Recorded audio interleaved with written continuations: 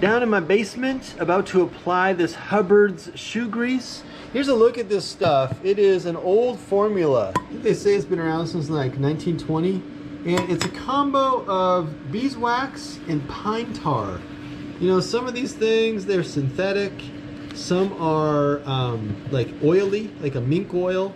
A lot of them these days are silicone, you know, so they're like a liquid silicone. But this is instead kind of like a beeswax pine tar, like you'd imagine, like a thicker grease with a little bit of color to it. Step one is always, like with all shoe oils, to clean your shoes.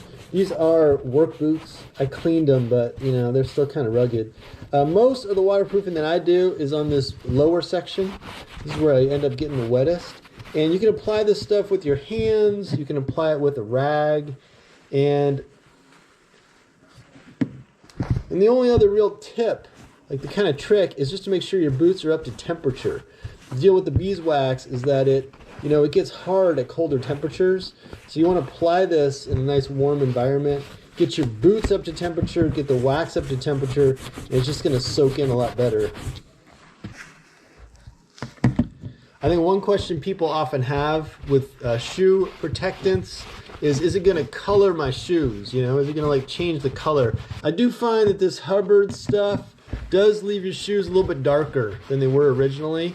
You know, it just has that pine tar in there, and it's got some beeswax, and it leaves them a little bit darker. But in my case, like with work boots, like that's not what matters. What matters is if it works. You know, does the stuff repel and does it protect the leather? And I would say it does both.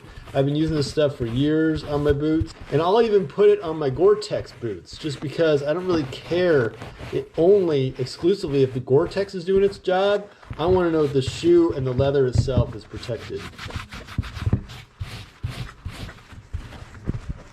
All right, before I do the second boot, here's a look at number one, the one I've done and the one I haven't.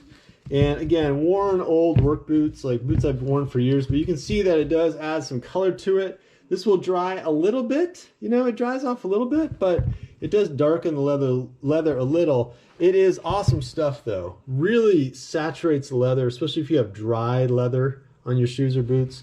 Really saturates it, soaks in there, and you know, repels, but not in that way silicone does, where silicone just keeps it off the surface. This actually keeps it out of the fibers, like keeps it out of the leather itself, because it's so impregnated with the pine tar and the wax. Hubbard's, man, it's like a classic, really good stuff.